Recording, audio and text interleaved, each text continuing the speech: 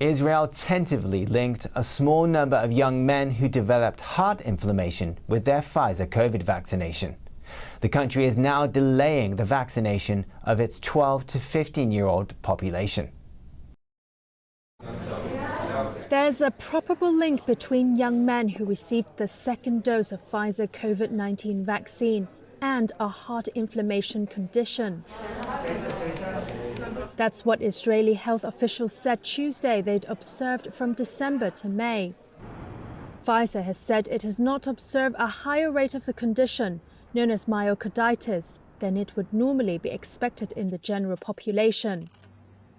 In Israel, 275 cases of myocarditis were reported between December 2020 and May 2021, among more than 5 million vaccinated people, according to a study commissioned by the Health Ministry. Most patients who experience heart inflammation spend no more than 4 days in hospital, and 95% of the cases were also classified as mild.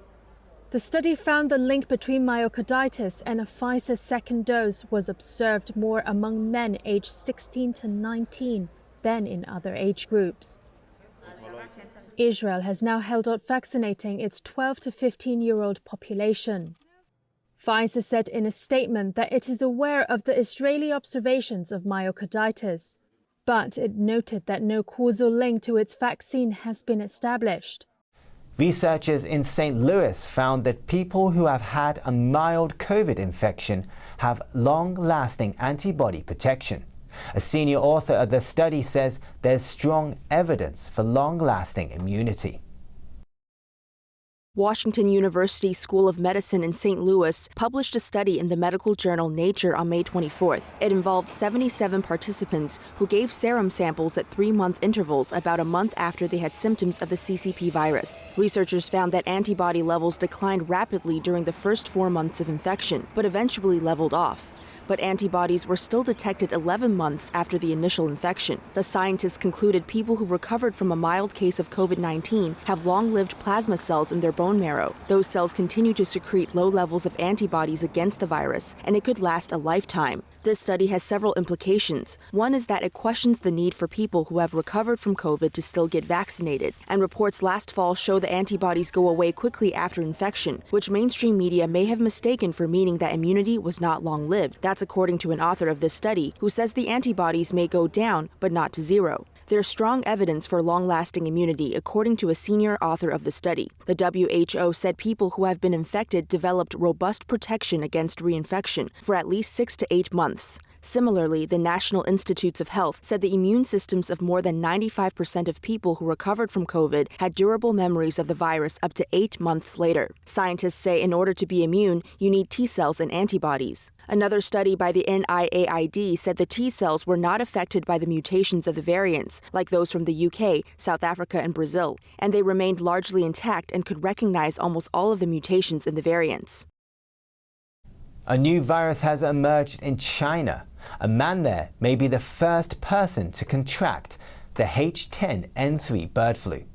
Alison Lee brings us more on this.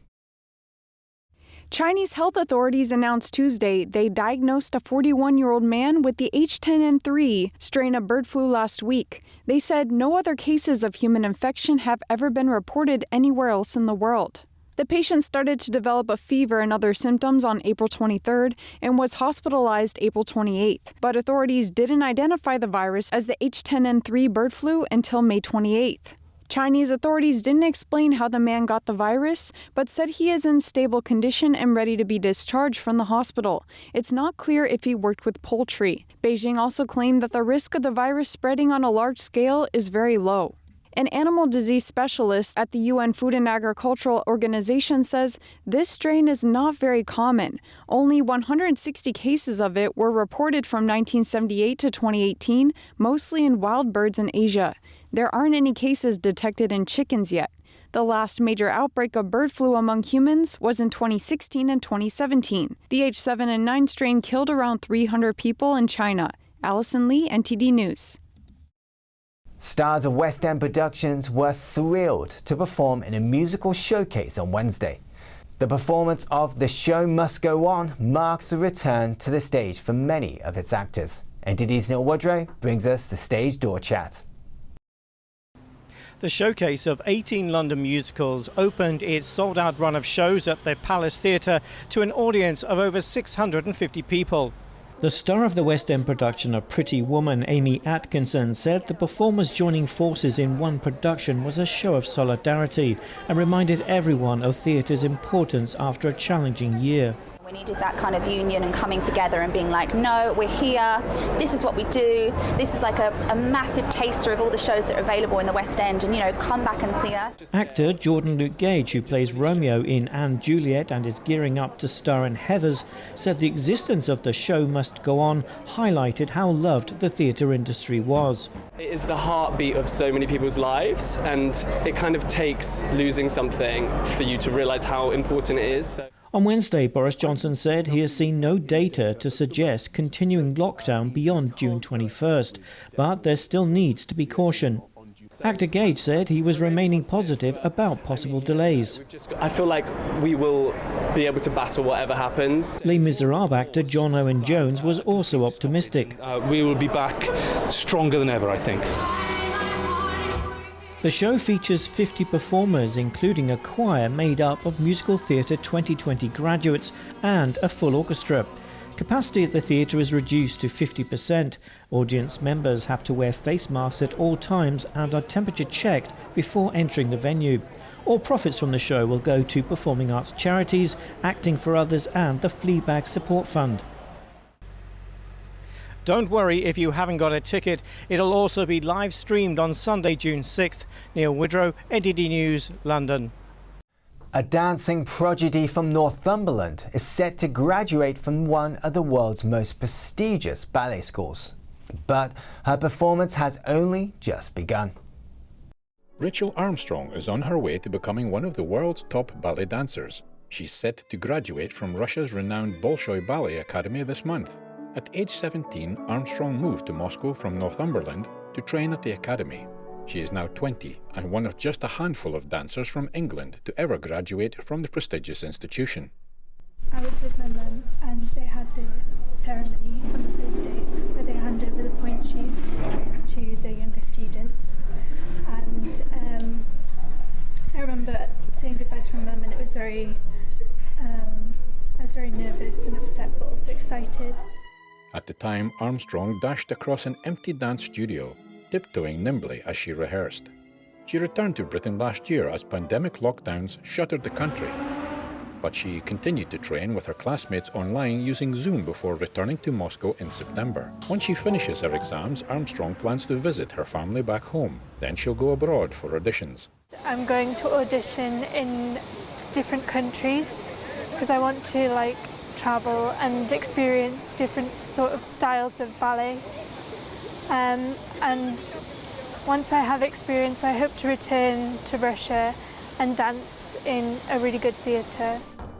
But for now, she's grateful for the fond memories from her time at the academy.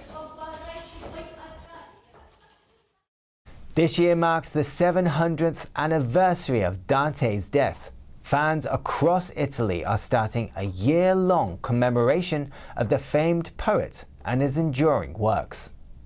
A well-worn copy of the Divine Comedy in her hand.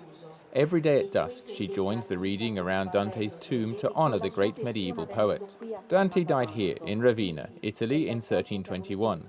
This year is the 700th anniversary of his death. As travel resumes, shops nearby are housing copies of the Divine Comedy in 60 languages for foreign tourists. It always fascinated me. I always liked it, even when I was at school. And what they've decided to do here in Ravenna immediately captivated me. The Divine Comedy depicts the journey through hell, purgatory and heaven. Dante's verses on the laws of good and evil remain symbolic prophecies and eternal themes for mankind. The organizer believes reading is the best way to honor Dante, but it's only part of the year-long commemoration of Dante's 700th anniversary. This exhibition at the San Domenico Museum in Forlì brings together 300 artworks from all over the world.